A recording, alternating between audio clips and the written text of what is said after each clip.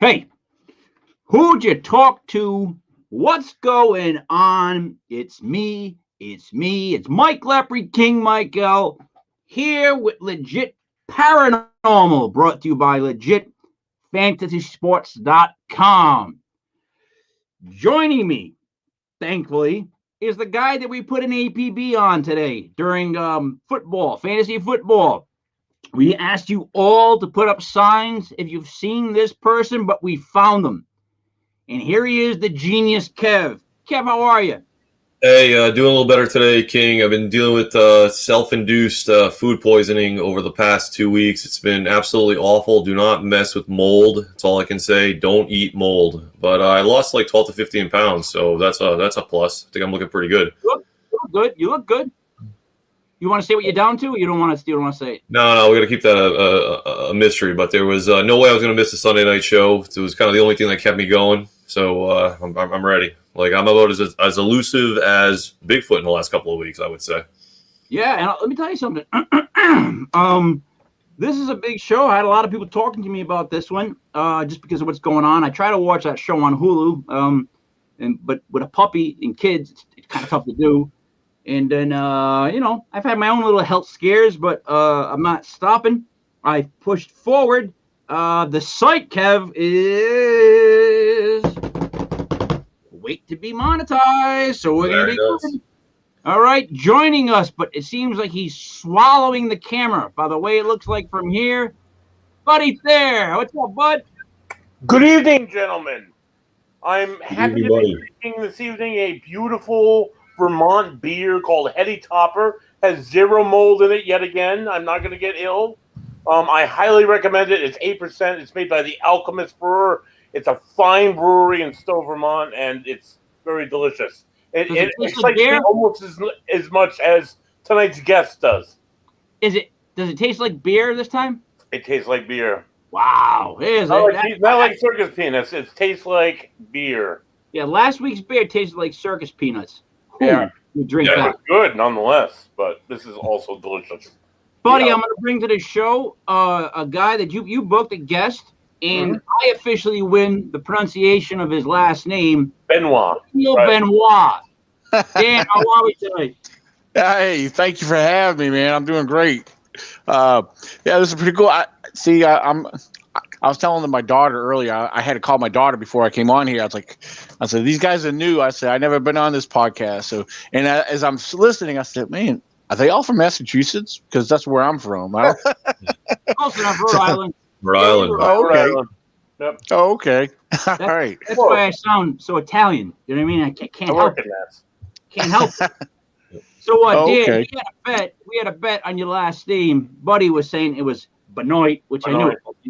And I'm like, it's got to be Benoit. So, yeah, it is Benoit, correct? Yeah, Benoit is the French pronunciation of it. Yeah, there's a lot of Benoits up in Mass. So, a lot of us originated out of Canada, but, Whereabouts but they're all throughout. Are you? Whereabouts? Well, I don't live there now. I was born and grew up there, but I was from the town called Douglas, Mass, right outside of Worcester. So, yeah. Yep. And then my parents lived in Natick, and Dad worked in Framingham, Mass. So, yeah. Yep. When'd you leave that area? When'd you leave the Worcester area?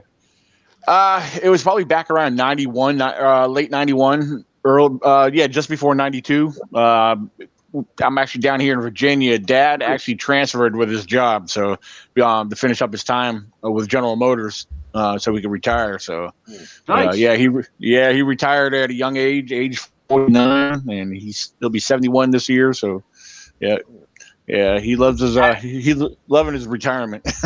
Good for Dad. So, yeah, I used to be in a band that played Worcester a lot, and no offense to Worcester, it's like an armpit. It's like just brick building after brick building, and they're all dark brick building, dark brick building. That's all Worcester really was to me. Yeah, Wormtown they called it. Oh yeah. So, bud, you want to do the introduction? So this is, as we said throughout the last 5 minutes or so, this is Daniel Benoit. He's the founder of East Coast Bigfoot Research Organization. He's a wildlife researcher. He's also an author of Learning Bigfoot? Is that the name of your book? Yeah, and that's correct. You guys host a Bigfoot conference down there in Virginia, right? Yes, indeed. It's actually our third annual event is actually getting ready to come up here at the end of June.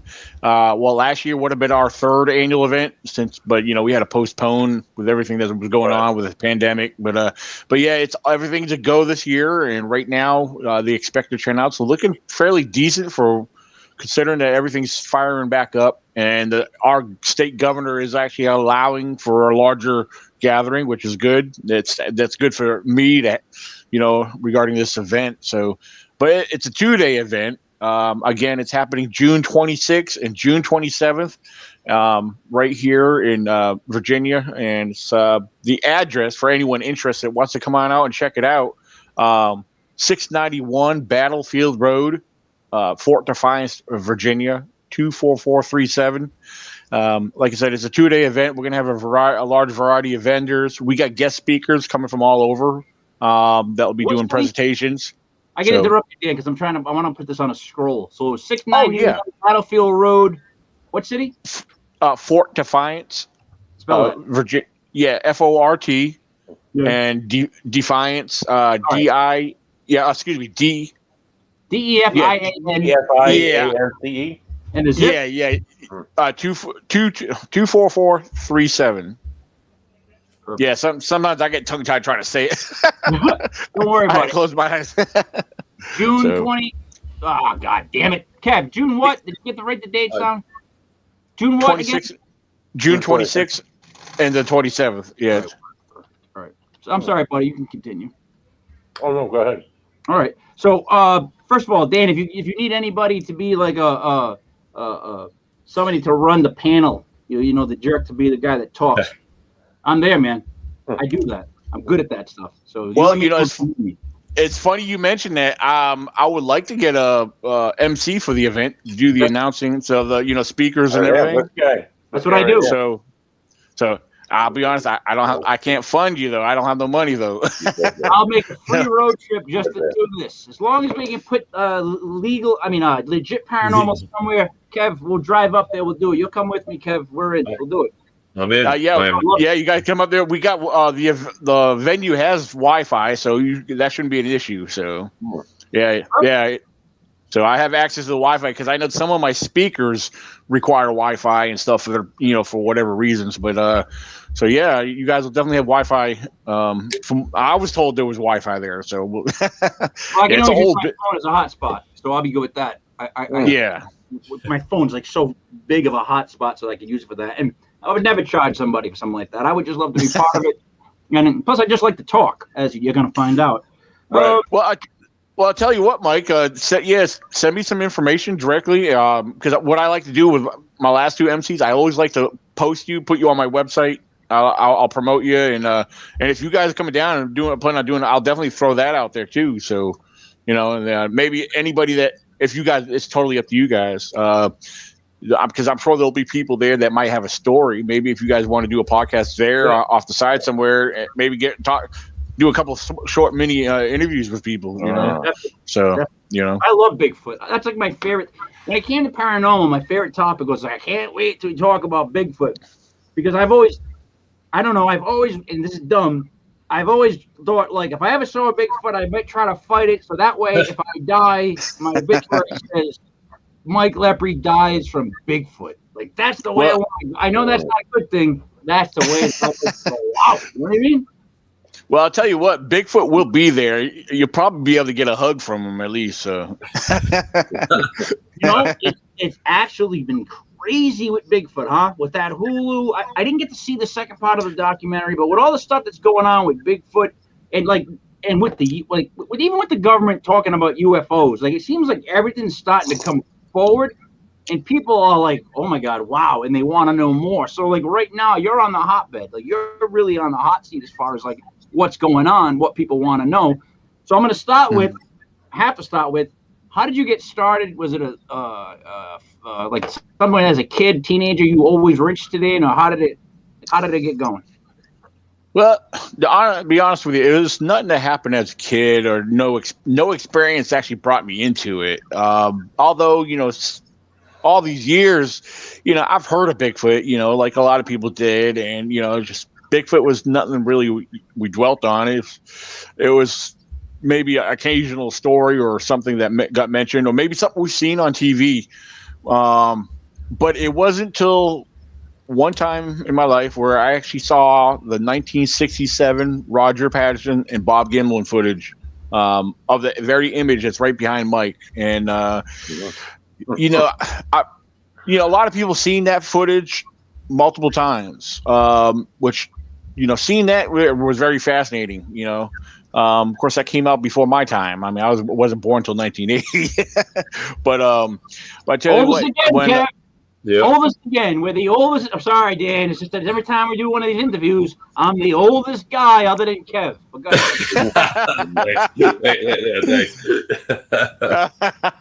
All right, there's nothing wrong with that. But I tell you what, there's been a lot of work that's been put into that footage. Science has gotten deeply involved with that footage, and I tell you what, knowing that that they could not debunk that, and they cannot do a comparison on that. Some of the information that got put into that really sparked their interest. It kind of got me very interested. Let's just say that spark of curiosity really blew up and started developing a passion. I was always out in the woods. I loved hanging out in the woods. Dad had me out in the woods hiking and hunting. And, and I always like to get out in the woods on my own, because I love camping. And I tell you, it's something about that footage when I learned more about it, had me out there on full alert. It really opened something up to me, had me looking more, had my senses like listening, and what your average person, when they go out in the woods, either to be your hunter or a hiker, they're not looking for things. A hunter might be stealthy and walking through the woods because what's on his mind is that subject of prey that he's hunting for. Bigfoot's not on no one's brain when they're out there looking for, out there scouting. But it had me actually focus, actually looking for the evidence. Like, if Bigfoot's out here, I need to know. I want to know. I need to see this. And sure enough, over a period of time, things were revealed. Daniel, sorry. One of the things that I've heard you talk about a lot, and this is probably a good time to get into it, is kind of your philosophy with nature and kind of learning all the things that aren't Bigfoot. And I think like what you're saying now, you're kind of talking about a little bit like Bigfoot evidence. But I loved hearing you say that, because most people go out, from what I hear anyway, like they're looking for one thing and they only find one thing. Would you mind kind of talking about that a little bit as you go through this approach? Yeah, actually, absolutely. I'm actually glad you brought that up, because that, to me, I personally find that very important. One thing, when I go to different events, when I do presentations, one of the things I like to present to people is, when I introduce myself, is I'm a wildlife and Bigfoot researcher. Take note that I put wildlife before Bigfoot, because, again, that's more important, because you got people that are involved with Bigfoot in the Bigfoot community that go out there marching in the woods and look at every little thing. Oh, that broken tree, Bigfoot did that. Bigfoot did this. Bigfoot made this. That's their mindset. Everything they're like got their mind all brain. I don't know if brainwash is the right way to use it, but but yeah, Bigfoot's on the brain for many people, and I tell people, forget about Bigfoot. Because, they're neglecting all the other known species that are responsible and known for doing what they're giving Bigfoot the credit for. So, and one of the things I like to tell people is you need to learn what is known before seeking the unknown, because if you learn and understand about your different wildlife, a lot of anything that's considered unknown, that will eventually, over a period of time, that will start to stand out to you.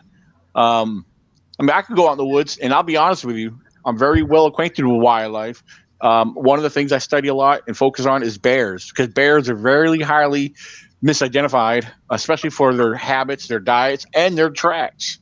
And I'll be the first to admit, and I've admitted it multiple times before, that I have been fooled on several occasions of their tracks, because they're double step bear tracks, and right here in Virginia, we got some big black bears. I've seen the 15-inch bear tracks. And some of the tracks will fool you. I won't lie. And people got to understand that.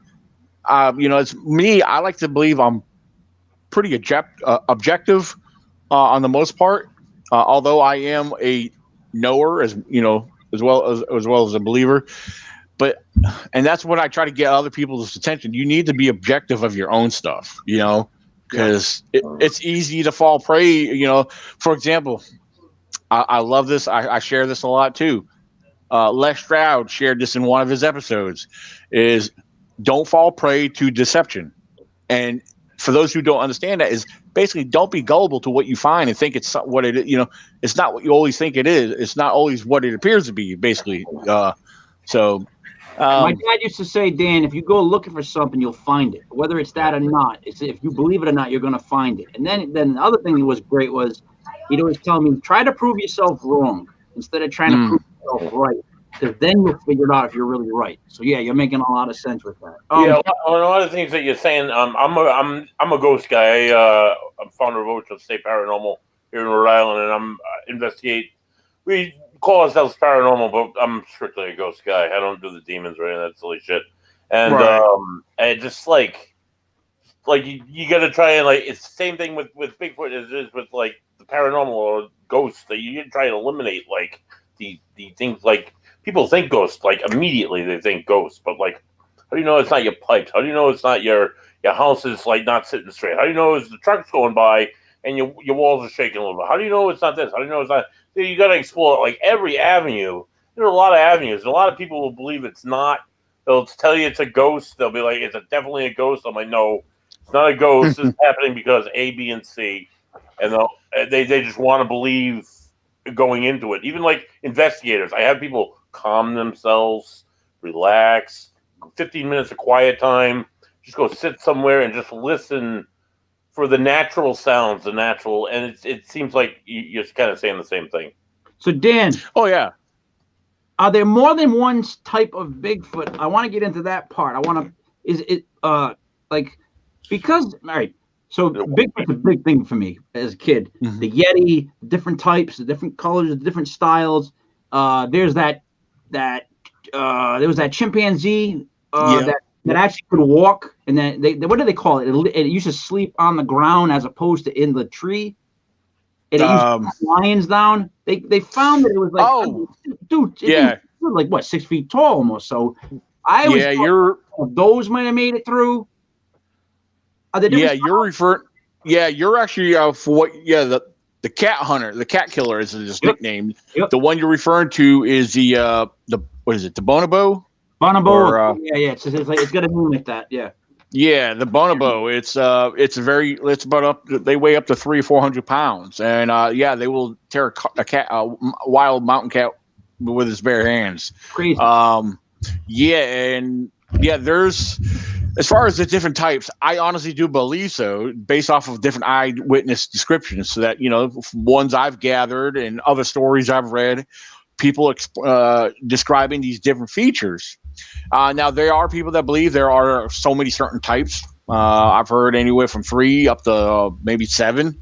But now, this is another thing I have to be careful of. But when I do my comparison with Bigfoot, what we relate to Bigfoot, I like to study and relate our known species of primate, our non-human primates.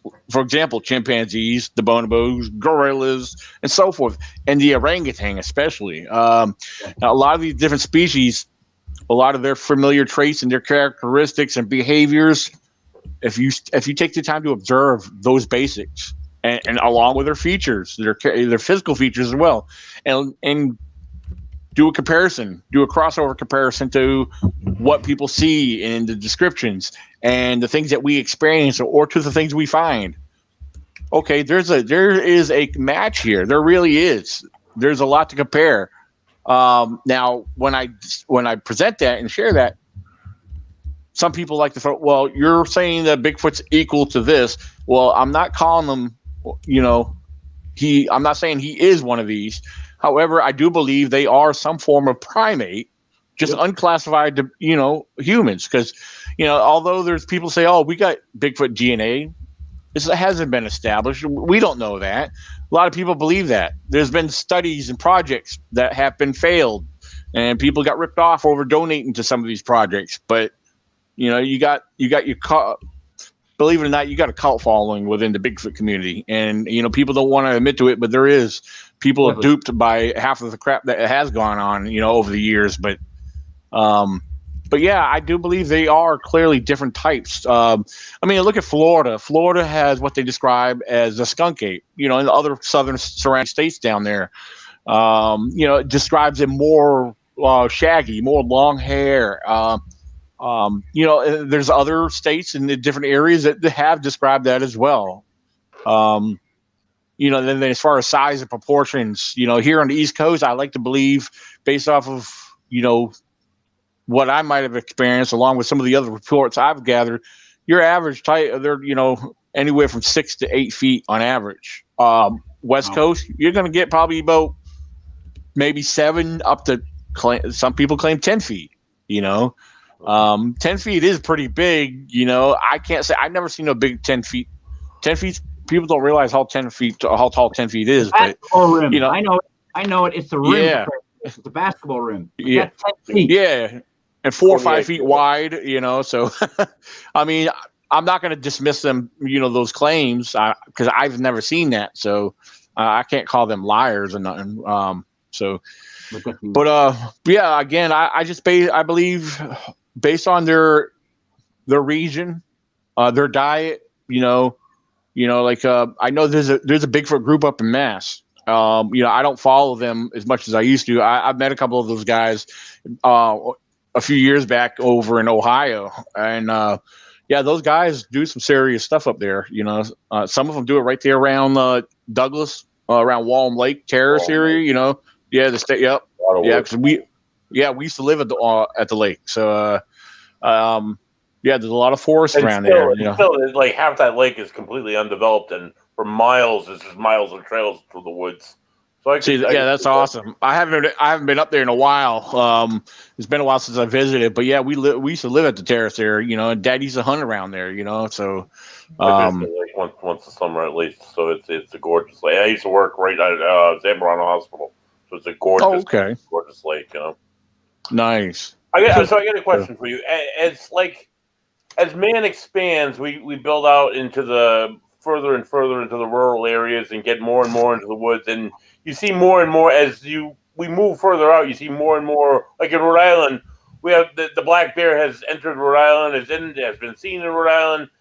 10 years ago, I would have never thought in a million years we'd see the bear down here in Rhode Island, but you do now. Now, Are we going to start to see Bigfoot? Is it going to, as we expand more into the woods, is it more of a chance to see like Bigfoot? I assume you're like in the Shenandoah, area, right? I assume the Bigfoot that you're looking for down there is either the Shenandoah Mountains or Mountains, right? So I assume as man expands, are we going to run into Bigfoot eventually, or? Well, there's actually been sightings in Rhode Island. You got Rhode Island. I know that, yeah. Yeah, because Rhode Island, you got upstate New York that runs up beside up that area, up through the western part of Mass and everything else. But where they come down, I believe they're coming down off the mountains out there. Shirtless Italian. What's that? Are you sure it wasn't just the shirtless Italian instead of a Rhode Island? We have plenty of those, Dan, and I can see that being, was that a Bigfoot? No, that's just Tommy. He didn't wear a shirt. But King, we're not tall enough. That's the thing. Right. That's right. Yeah. My bad. Maybe like a child. Maybe a child Bigfoot. Yeah. Well, hey, it could be because I know I got Italian in me from my mother's side of the family. She's 100% Italian, and so people kids picked on me growing up because like, man, why are you hairy? I was like, I don't know. I guess it's something in my genes. I'm 6 foot tall now, so I've been nicknamed Bigfoot. So all right. So good. Yeah. It's okay. It's a little bit of a gear switch, but one of the things Daniel said earlier that I really want to hear is you mentioned you're a Bigfoot. You're not a believer. Like you have seen. You have evidence. You have seen actual Bigfoot. Do we want to get into that? Like maybe a couple of those stories at this point, or can you want to? I have one question before that. The one thing that's always fascinated me about Bigfoot. And now, what is the plural for Bigfoot? Bigfoot? Basically, it's funny. Actually, you would think it would be big feet. Yeah, right. That's not, I didn't want to say that, but this big, Right. But it's actually the proper thing. Many years ago, a journalist actually took Bigfoot and actually they took the name Sasquatch. Basically, they basically surnamed because the name Sasquatch originated out of some Indian term. But actually, they actually pronounced the name Sasquatch to use or refer to them as more of a plural sense with Bigfoot. So I don't have name. I used to know the names. I don't have the names where that originated from, but it did. It was actually from a journalist who surnamed Bigfoot Sasquatch. So what's always been really impressive about them is every story I've ever heard or video I've ever seen, when they talk about more than one being in the area, they use some sort of like a howling, hooting sound. It almost reminds me of like the way whales or dolphins connect with each other. It's like they're looking for the sound to bounce off stuff and know where they are. Is that true, or am I just reading into it too much? Well, some people believe that Bigfoot uses infrasound. For example, you were mentioning about whales. That whales use infrasound. A lot of large species, mountain lions, your lions and stuff in the jungle in Africa, they all use infrasound. Some of it's a form of communication. Elephants use infrasound through their feet to actually locate the rest of their group that can be miles away. Infrasound is used in different ways. There is a small primate, I believe it's around the size of a gibbon, that actually has been proven to use infrasound. So a larger primate, I don't know. It has not been proven, but I definitely will not dismiss it. But then again, back when I was talking about how doing the comparison to non-human primates versus compared to what we experience and relate to Bigfoot, if you look at a non-human primates, chimpanzees for a good example, a lot of them will communicate with howls, verbal howls, screeches, and yells, to communicate to the rest of the group that may be out hunting, because a lot of it, they do hunt and gather in groups. Gorillas are a good example of that. Mainly when you have a large group of gorillas, a majority of those gorillas in that group are female. You may have the one male, and it's funny how that works. For that particular reason, that's a whole kind of a different situation. Basically, the females want the best provider. So, the alpha male. They want to be with the one male that's going to benefit them. So, but there's a number of reasons why groups of primates do what they do, or why they gather in groups. Basically, they are kind of like a family unit, or some people like to refer to them as clans. So they are definitely a group. They are a social species, just like us humans. So the one memorable experience that I did have, I will say there was 3 involved and 6 of us that witnessed this, but we saw them as 3, and I believe they were a family unit. There was a small one, there was a medium-sized one around 6 feet, and then there was an 8-foot tall one. So that happened during a camping trip. Also, we didn't see physical features. It would happen late at night. Although we had headlamps on as we were walking back from the lake and headed back to our campsite. We had this experience where we didn't know what the heck we were looking at. At first, the reflection. What's that? Was there a smell? Surprisingly, no. No, a lot of people ask me that because a lot of people say they claim that they have a smell with their encounter. There was none whatsoever, unless one of the people in my group, made a mess and got scared or something. But no, there was no. As far as I can tell, are they nocturnal? Is that why you see them at night? Is that why we don't see them in the daytime? Or they only come out at nighttime? A lot of people believe they are nocturnal. However, there's been a lot of daytime reports, sightings. Daytime. They won't be hungry. Yeah, the thing is, I believe in some of the more remote areas, they're probably more active where they just kind of chill and lay low during the day. They might move from one location to another. Nighttime, I believe that's when they do a lot of their hunting. Because prior to our encounter, right before that, there just so happened to be a deer on the opposite side of the forest road. That was didn't seem startled by us by no means, which was surprising. You know, it didn't run off. It just took its time, just nonchalantly, just walking off further into the woods. You know? Wow. But it was right beside us. Maybe it was only about 10 feet away from us. That deer before we started seeing what we were seeing up ahead. But so I don't know. So was that your first sighting? That was basically my main one. I mean, I've had other experiences, but that was pretty much my main physical observation, because there was something that we did see besides seeing eye shine out of that encounter. There on the tallest one, on the 8-foot one. First, let me back up a little bit. We didn't see them all three together all at once. It started off with a small one. You know, because we noticed when we realized what we were looking at was a set of eye shine, and it was large yellowish looking eyes. This small subject ran off the edge of the road. We're like, what the heck was that? You know, my first thing was, because it was setting kind of low when me and my buddy Tracy first saw it. My first reaction was, Tracy, is that a freaking mountain lion? And then he called to the rest of the guys, come up here, guys, we got eye shine. So we got up there because whatever that was we were looking at, like I said, it looked like it disappeared. It shot off over into the woods. But we all got up into that spot, and then we started looking back again. Everybody had headlamps on, and this was just after midnight.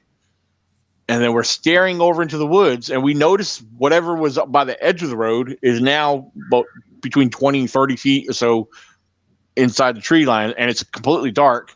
But when our headlamps, we're not picking up no hair, fur, body features, just seeing the eye shine. But we're seeing it doing this swaying side-to-side motion fairly fast. And then I'm going to kind of speed up a little because I've told this story multiple times. But so after seeing what we were seeing there, just a little moments later, we noticed another set of eye shine, like just to the right of that one. And, you know, here we are, same color eye shine, but much taller. So, you know, and as far as the small one, we estimated that was around 4 feet tall. Wow. Now we're looking at a 6 foot tall one. And for a moment, it was just the two of them. Keep in mind, at this time, this was May 3rd, 2014. A lot of the foliage was grown in. It was, you know, somewhat thick in that area. There was a lot of trees, some bushes and stuff here and there. And like I said, we're just seeing these two sets of eye shine. The small one still swaying side to side. Now the taller one was blinking its eyes. We noticed that. That's something we observed. And then, you know, we're looking around in there. You know, I know I'm looking, and all of a sudden, I pointed out another set of eye shine. I said, guys, look, there's another set of eye shine down in the bushes. Wow. And Tracy started seeing it, and we're watching it. And it's like, from what I believe it did, I believe it was crouched down because the eye shine was starting to grow, like get taller and taller and taller. And then by the time it got to its full height, it was towering over top of the 6 foot one. And so now we're looking at a 4, 6, and now this one's got to be 8 feet tall. And we're like, what the heck? You know, we weren't thinking Bigfoot right away, to be honest with you. I wasn't, you know, but then again, it started kind of coming in my mind after this third subject. Yeah. Yeah. So yeah, after this third one showed up, you know, was starting to be noticed. I was like, yeah, I didn't say nothing. I know, I forget who it was. It might've been Tracy or one of the other guys that was with us, but, I think it was Tracy eventually said, guys, we got squatches, you know. Wow. But this is what confirmed it for me. I do believe without a doubt that these were squatches, because now on this tallest subject, even though we seen it, by the way, it had the same color eye shine as the first two we saw. And now this one here happened to make a maneuver. It did a complete left turn and like a step or two, and it turned back facing us and blinked its eyes. Now, when it made this maneuver, the only thing we were able to make out, I know I saw it, and Tracy says it till this day that he saw the same thing I saw. No, I don't recall anyone else saying they saw it, but I know Tracy said he saw it. But when it made that maneuver, the shape of wide, broad shoulders and a big round head. Ooh. So, yeah. Yeah, and after this moment or this observation, for probably another minute or so after that, they all turned off. and went further into the darkness, and that was basically it. And then, but now keep in mind, during this whole time, it was, I don't know, it was just, I don't know, we were excited. We were like kids. I don't know if that makes any sense. How far away were they? Oh, that makes total sense. Like, how far away were they? Well, from where we were, Yeah. I was, so we were on the edge of the forest road. And for the record, the edge of the forest road, we didn't realize it till we were up there and our lights were shining on the ground, but it sloped down several feet. And when we went in there the next day, we kind of did an estimate. It was probably between, I was guessing between anywhere from 20, 30, possibly 40 feet. We could be off on the judgment of distance a little bit. But as far as our height comparison, we were pretty much on point with that because we did some comparisons in there. Yeah. So the male one kind of, do you feel like the male one kind of fronted you, like turned to you and like gave you like a look and then left? Like, is that what he did? Because it kind of seems like he turned to the family, then turned back to you, blinked, and then they moved. Well, the thing is, well, when he turned in a position away from the other two and stepped back. To me, I don't know. If I had to think about that, I would always feel like he was sending off a gesture to the other one, like, come on, let's get out of here, you know? But surprisingly, I feel like they were there long enough and they were kind of surprised that we saw them. At the same time, I believe they were curious because, I do believe Bigfoot's a curious subject. So now, all right. There's all different types of I almost said big feet again. There's all different types of Sasquatches, right? Depending on where they are is kind of how they've developed, color, I guess, diet, all that stuff, right? Yeah. So I guess, do we want to find more of them? Or are you afraid of when the dam breaks and we just start imposing and trying to take over where they live? Because there's a fine line with, wanting Bigfoot to exist. And, the next thing you know, every Tom, Dick, and Harry is just going into the woods with like a gigantic net. Well, first of all, before I go on, do you guys, I still hear you. You guys hear me okay? We hear you, but I don't see you. Of you now. Yeah. Okay. On my end, the whole screen froze up. But yeah, as long as you guys can hear me, I mean, I guess. Yep. But okay. Yeah. I believe I understood your question correctly. The thing is, I don't know. I go in the woods quite a bit by myself. I don't fear much when I go in the woods. A lot of people question me. They think I'm crazy for going in the woods by myself. But personally, it doesn't bother me. I believe solo trips into the woods is actually more relaxing, more peaceful. So are you worried now? Are you worried that people are going to come flocking to the woods to catch a Bigfoot with all this hype that's been going on lately? I think it would be really stupid. They would be wasting their time because Bigfoot, for being an elusive creature that really likes to remain to themselves. I mean, first of all, when I go through the woods, I can go through there peaceful and taking my time.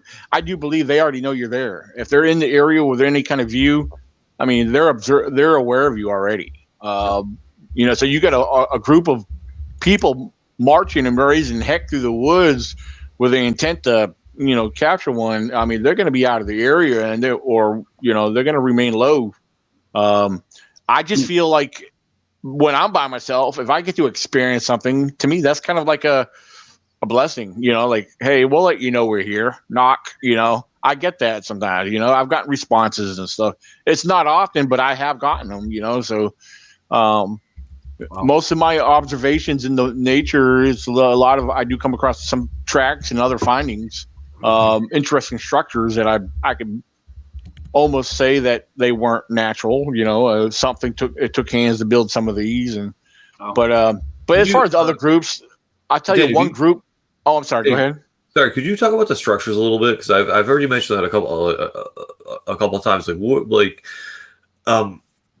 And I ask because I'm like it's a bigger question. I'm kind of curious where you think sort of the intellect lies, like on the continuum of who humans versus, say, apes, chimpanzees, gorillas.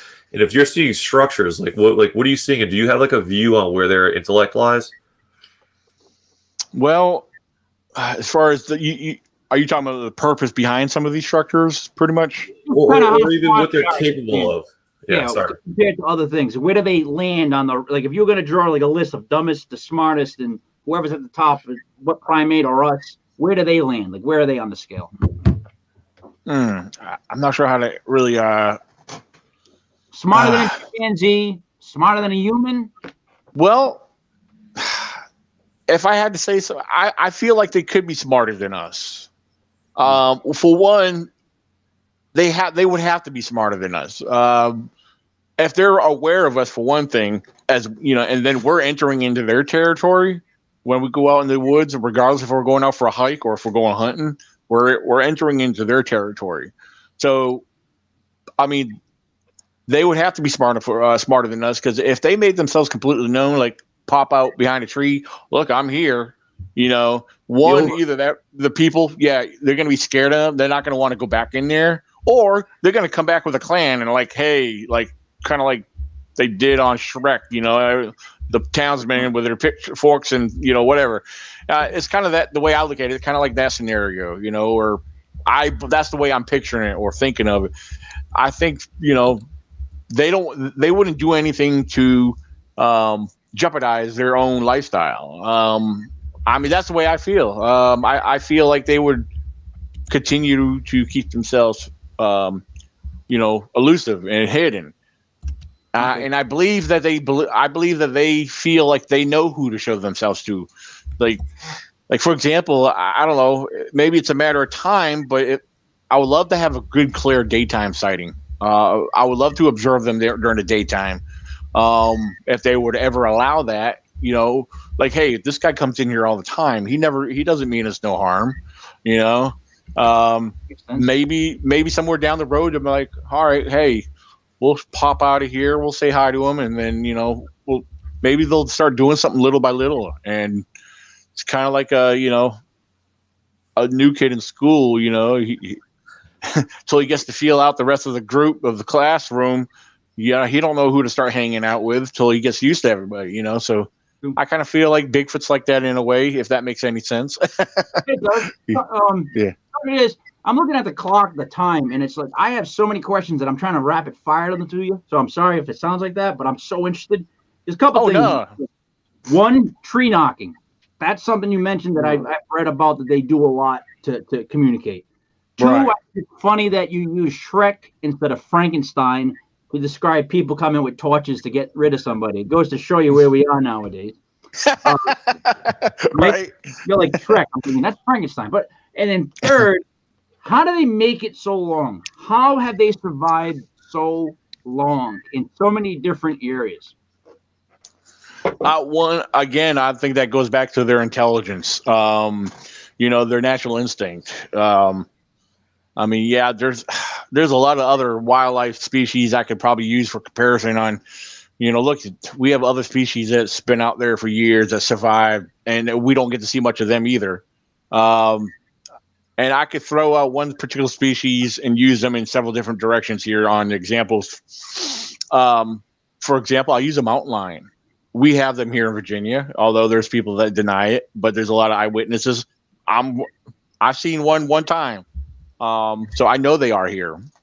I've had a lot of reports in one of my blogs where a lot of people have claimed to seen them on their property and were, you know, surrounding counties here. But the thing is about a mountain lion, you know, and another thing about Bigfoot, this is one of the things where I say you can throw them out there in many directions. As far as using them for examples together. For example, I know you didn't really ask this, but it's coming to my mind. I thought I'd share. But one of the main things that people like to ask is, well, if Bigfoot's out there with all our technology, why haven't we found the remains of a dead Bigfoot? Dead Bigfoot. And well, here's the other thing too. That's why mountain lions, they're considered a predator. They're an apex predator. Bears are another great example. Black bears, yep.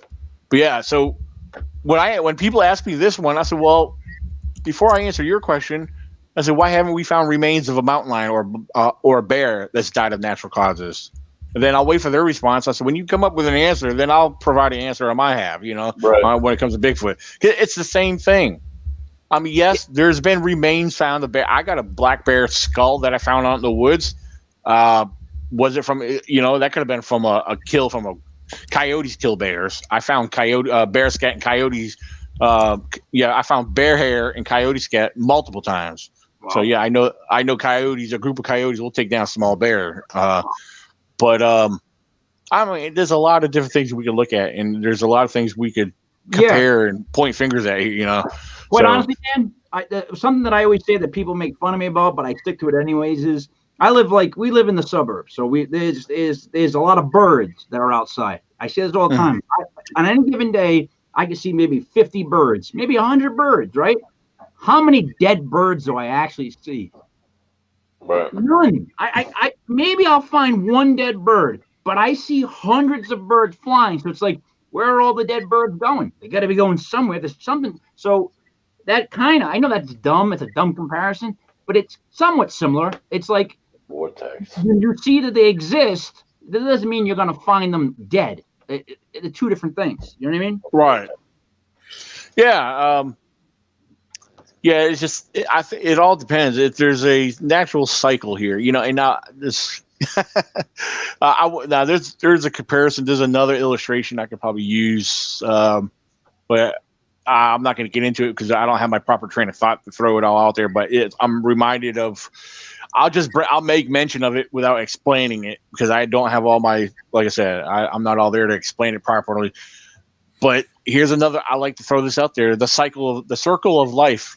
There's a circle of life, and every species plays a key role in everything out there. But like I tell people, as far as wildlife and in general, there's a lot to learn about wildlife. That's why I talk a lot about wildlife, and I'll compare wildlife over Bigfoot anytime because, again, there's a lot. Even there's so much that I don't understand about wildlife. That's what I want to ask next. Are there other species that we do not know of besides Bigfoot that might still be alive in the woods? Right. As far as that's a good question. As far as we got wolves. There's rumors of other species that were once extinct. That I can't really say that might be here. As far as it's kind of I don't know how to really throw it out there. All right. What about like say the chupacabra or the Jersey Devil or even the Loch Ness Monster? What are your feelings on those? Are they real? Are they bullshit? Are they somewhere in between? Is it Bigfoot? Is it comparable? As far Bigfoot? as I do believe it was starting off with chupacabra. I do believe that there is something that people have witnessed and seen out there. I do believe there is something. What it is, I don't know. If it was actually, there's been so many eyewitness accounts to, a lot of it came from out of either, different parts of Texas, Mexico. I think even there's another country where I believe they've been seen. I don't know, but maybe like something else, like a coyote / something else. Yeah, some people might believe it. It could be like some kind of wild, deranged coyote with mange. Shoot, have you ever seen a black bear with no hair? They look wild and freakish. Right. So I'm sure it could be a number of species. That it could have mange or other issues. But as far as the Jersey Devil, I've actually done some brief reading on that in the past. I do believe that there was some kind of species that people were seeing, because what they described, what they were describing sounded like clearly some kind of primate. Not exactly sure, but it almost sounded like it could have been almost like a baboon-like, because they did say that they had tails. I don't know. My problem is that it's Jersey. I don't trust anything that comes out of Jersey. It's kind of hard to believe, but Are your Giants from Jersey, Mike? Yes, they are. East Rutherford. Right, that's what I'm saying. But I trust them. All right, I have another question, and then Kev, you can ask one.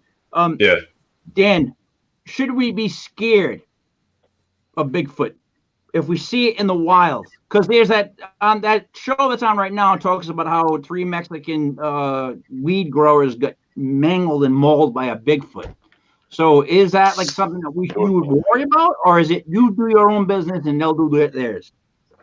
Well, for one, it's believed in certain territories. Like I've heard stories from West Virginia that there's aggressive Bigfoots, but then again, I mean, not I've ever experienced. Anybody that I know has never experienced anything considered aggressive or frightening. The only thing, I mean, to tell you to be scared or not to be scared, that's actually based. That's really depends on every individual at the particular moment, based off of what they might be experiencing. I personally wouldn't. I guess if I have to respond to this basically off of my feelings and my opinion, no, don't be scared of it. But the thing is, here's one thing I will tell people, and I've told them this too. Because I've been asked, is Bigfoot dangerous? Well, any wildlife could be dangerous. Do not put yourself in that position for them to be dangerous. Don't go hug Keep it. Yeah, exactly. Keep your distance. Respect them. I mean, it's basically like a venomous snake, rattlesnake, whatever it may be. When you go up to it and pet it, put your face in it. I mean, you enter their territory, you get too close. You might get a bite. So. Yep. So, Daniel, switching gears a little bit here. I know from your website, from other stuff I've seen with you, that you've spoken to, say, people from like universities, like scientists from universities. Like, how do you see all this playing out? Like, do you want more sort of like official sanction, like science, like universities involved in this sort of search? Is that going to be more detrimental? Is that going to do more harm than good? Like, how, if you could have this play out, would you like more involvement from universities and other sort of, I'm doing double quotes, legitimate scientists, or are we good the way we are with how we're researching it? Well, that's a good question because, as far as the professors that I've spoke to at universities, one in particular, he was actually involved with a Bigfoot project, along with other primatologists and biologists, where basically their project was basically to produce protocol, and the protocols actually basically relate to procedures and steps that people like me and others that get out there to seek the evidence, that might find evidence, to find the tracks, simple protocol and procedures and steps to properly collect evidence and specimens that we could use with these different universities that are willing to accept and test, and then that way we, with the proper protocols, if they're conducted properly, some of these protocols and steps and procedures would be used to the higher up mainstream science in hopes of that they would consider the possibility, where they would allow, maybe accept things. Basically, that's where some of the universities come in from, because they are very objective themselves, but they've gone to the extreme to where they've organized their own little projects, privately. One in particular actually teaches a class about Bigfoot, and down in North Carolina. So, which is very fascinating, and his students love it. So, so next go ahead. Dan, I interrupt you. It's tough. No, you're right. All I can see is a picture of your face with a really cool beard and a hat and glasses. So I can't tell when you're talking, when you're not. But I can't see none of you guys. This froze up on my end. Yeah, you don't have to. There's nothing to see here. Nothing to see here, Dan. Are you having these people at the event on the 26th and 27th? The people that you're speaking of, are these some of the people you're inviting down to speak? Well, a lot of the people I do have attending, these are eyewitness people. These are researchers. As far as the professor, I've actually had the professor there. One of the university, I actually had a couple different university professors there in between my last first two there. This year around, I do have some serious authors and researchers. I got people coming all the way from Illinois, Minnesota, Florida, Ohio, Pennsylvania. So I do have a good group of speakers coming, and But yeah, again, these individuals are, some of them are witnesses that have experienced things, and and they come from different walks of life. Because I will tell you that although I'm more flesh and blood on the subject, some of these have a little bit more touch into the paranormal world, paranormal side of things. Which we could always get into later. But so yeah, like I said, there are different walks of life. These people have different experiences and believe different things than others. So, and I try to bring that diversity to the presentation, to let people hear the different side of things, to let them draw their own conclusions. Because what they might experience or believe in might be something totally different than what I believe, or just because they might have experienced something bizarre, and even though it doesn't happen to me, doesn't mean it didn't happen, So I don't like to dismiss things. Although, I might want answers, I might want proof, because I've been presented with a lot of weird stuff. I'm just, so. I believe you must get a lot of wacky people. Now, no offense, you must get credible people and then a lot of wacky people telling you stuff, and I hope you can kind of like flesh through it really quickly. Well, yeah, I'll tell you what, as far as stories go, I've had multiple stories shared with me, and regardless if there's a lot of detail in the story or to very little, when I listen to these stories, regardless if I have it on one of my podcasts or whatever, I'm listening. If I get zoned in, if I get drawn in or pulled into that story, and I'm starting to visualize as that individual speaking about what happened, I'm starting to visualize a specific location, and I'm seeing that person as it's happening. When I feel that, when I get that, when I start getting drawn into that, to me, I personally believe that this person is not lying. I'm actually seeing this in my mind, because that's how real that story is. You can feel them. You can feel that story. I don't know. Maybe it's not a lot of people get that, but to me, that's how I could tell that this guy has got to be telling the truth. Because I don't get that with everybody, but some of them, when I get that, that's when I try to keep that person's attention. I need to learn everything they know, because I believe that they really did experience something, so. But. No, that makes sense, because I hate to do this, but even in the sports world, a player knows another player. Like, just by the details and the way they say things, like, I can tell if you really played ball. Instantly I know. So I would expect that's the same thing kind of with you, with your experience. Oh, yeah. Absolutely. Absolutely.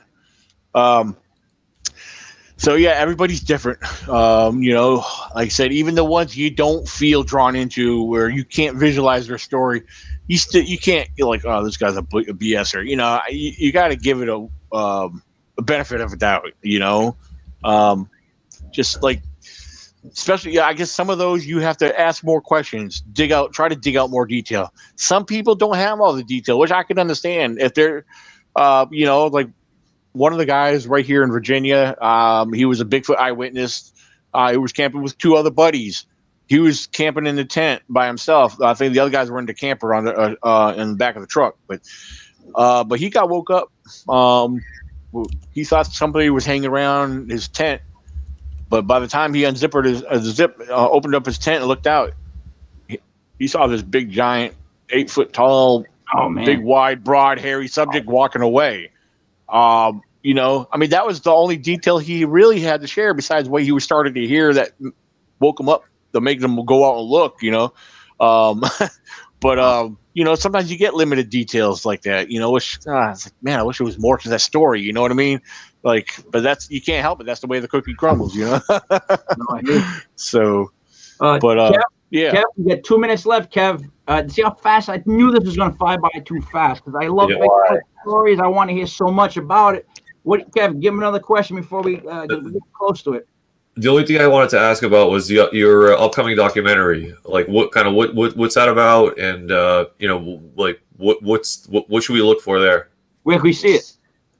Well, actually, we plan on. I got to get in touch with the guy. We do plan on doing a premiere at the conference. So, yeah, at the end of day one, I believe we're going to be doing the premiere on day one, on the 26th. There's actually a couple other projects involving documentaries. There is actually a local paranormal group that they have a TV show. They are on Roku and all that. So they're actually I'm waiting for them to let me know what weekend is good. They want to do a small segment with me on Bigfoot. Although they're paranormal, they want to do a Bigfoot segment to throw in on their show. So we're working on that. That's going to be another segment with another group. And out in Illinois, there's a guy putting together a documentary. So I'm actually working with him too. Basically, he's wanting to basically hear my story and everything. So, but the main one right now is he's the producer of oh man, I can't believe I have a brain fart. Don't worry about it. Bigfoot, Path of the Beast. Yeah. And he also did another series. I have not seen the other one, but he's done one on black-eyed children. Yeah. So, Justin Snyder is actually the name of the director producer that's working on that. So, but if you have not seen Bigfoot, Path of the Beast, you can check it out. Like I said, he's an independent film producer. With what he's doing with me, it's actually his first documentary. So I'm excited about it. Like I said, back in October, we did some filming for it. We did some filming. I know he talked about he wanted to do a little bit more, perhaps do some more nighttime because during a part of our filming, when we did this during a camping event, we actually captured a wild scream or howl on there at one point. And but I don't know. That's why he wants to get together. He wants to in hopes to maybe capture some more. So, but yeah, he did an interview with me. It's basically there's a lot with me just talking on there. So, but it should be interesting. I tell you what, Dan, it seems like you're someone that everyone wants to talk to when it comes to Bigfoot. So that's a great accomplishment in itself. And it seems like you're also somebody that listens to people and tries to flesh it out before they either believe or disbelieve. So I try. Yeah, I try. Yeah, I can see why they come to you. We've reached the hour. So before I wrap up, let's just talk about the event again. It's on the 26th and 27th of June, right? Yes.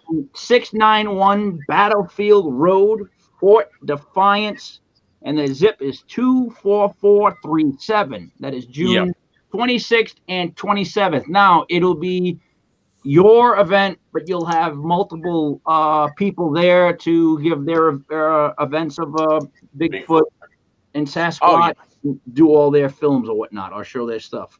Yes, absolutely. All the speaker presentations will be indoors, and then of course we'll have all our vendors outside behind the building. There'll be Bigfoot contests. We'll do raffles. The raffles are usually fun. This year we're going to try to we did it on our first year event, but we're going to try it on our second. This time is a 50-50 money raffle, so hopefully a lot of people put into that. So, but yeah, we already got several people that have already donated into the Bigfoot raffle. So yeah, hopefully that goes well. But yeah, is there going to be tickets? What's that? Ticket price? Tickets are $20 per person. Children 12 and under are free. So ticket sales actually been jumping here lately. This past week, I've had actually several. As far as the room where the speakers are, we have room for just in that room alone. It's up to maybe 200 people. But the bigger crowd is going to probably be outside. So where would you go to buy tickets? Actually, you could go to www.vabigfootcon.com. Or go to our Facebook event page and find the ticket link on there, which is the ECBRO Annual Virginia Bigfoot Conference Facebook page. So all our information is there as well. But all the information, any details they need to know, a lot more specifically into the actual website itself. So you can check it there. There is links to get to the tickets there as well. So the VA Bigfoot Con is called. I like that. Yep. Yeah, short for Virginia Bigfoot Conference. So it's basically it is a conference. Also, I like to try to promote it as a family festival as well. So we do try to draw in a lot of family. Our events, I love it. The first year event, I was actually impressed the way that went down. A lot of family with kids. I mean, the parents had their kids asking questions, and that was encouraging to me. I loved it because it's just. But at the same time, when you hear kids asking you questions, some of these questions are coming from these little kids. Like, okay, I think the parents putting them up to this. The parents really want to know. So so when you're addressing the question, you're looking at the parent too, and like maybe they can explain it to the kid later. I agree with that. So, but all right. yeah. But anything you want to add before we start to wrap this up? Before we wrap, next Sunday, join us here live again at Legit Paranormal. We'll have on guest Don DeCristofaro. Don is the founder and director, I guess, of Greater Boston Paranormal Associates. They investigate phenomenal places like Penhurst Asylum and Rolling Hills Asylum, but they also host at the USS Salem in Quincy, Massachusetts, which is a battleship that was involved in World War II. They bring in paranormal groups, they bring in paranormal people who want to like experience the paranormal on a ship, and it's right there in Quincy. And Don's going to have some fantastic stories for us of the ghosts that haunt. Nice. It is, Dan. USS Salem and beyond. Kev, you had anything you want to add? Nope, I'm good for tonight. Dan, I'm gonna again offer my services. I would love to be a part of something like this. I really would. Oh. And Buddy knows this. I would love to just be Buddy part knows of something this. like that, man. Because Buddy will bring the beers. This is what I've been doing for like my life. I've hosted stuff. So I would, for example, I had to host a talent show for a bunch of third graders. You want to talk about difficult? I believe it. Difficult, man. No, but I really, honestly, I'm being honest when I say this. I'm going to speak for Kev. I would love to volunteer. We would love to do this. There's no need to be there. Just want to be there to do it. Well, tell you what, yeah, definitely shoot me some a message later, and if you really want to do this, I'll definitely put you on my website and my Facebook event page and promote you guys as our event MC. And if you guys want to hold a podcast there, because we do have some speakers will be set up for their vendor spots. We have some vendors that will be inside on the other end of the building because some of them they require electricity and stuff. There is a limitation there, but we can definitely make sure we get that worked out. So even if you guys want to sit outside, because we do have an overhang pavilion outside. So yeah. Yeah, I'm not very hard to please. I would just love to be there, be involved with something like that. Because I'm telling you, this is the one that's always got me since I was a kid. Bigfoot was the one that I always wanted to know about the most. That's the truth. Oh yeah, yeah. It's definitely an interesting subject. There's a lot to take out of it too, So absolutely. Right. Well, Dan, I thank you so much for being here on the show. I always say to Kev, I can't believe Buddy gets the people that he gets to be on our show, because sometimes I feel like they're too big for us. But we really do appreciate you stopping by. Do you have anything else you want to add just before I cut it out? Nothing right off the top of my head, but I do want to thank you guys personally for having me on. This is I had a lot of fun with you guys, and I love answering questions. If I'm able to, if it's something I have information to, I definitely love sharing, spreading awareness about what I do and what's out there, and and there's a lot more out there, So, but again, I just want to thank you guys very much. So appreciate it. Thank you. Dan. Thank you for coming on. All right, guys. So for the Genius Kev, for Buddy Thayer, for Daniel Benoit. It's me, Mike Lepre, King Mike L. This was Legit Paranormal from LegitFantasySports.com. Make sure you remember on the 26th and 27th, 691 Battlefield Road, Fort Defiance, Virginia. Bigfoot event. Kev will be there. Look how happy Kev is. So, thank you so much. We will see you again next Sunday. Thank you so much, Dan.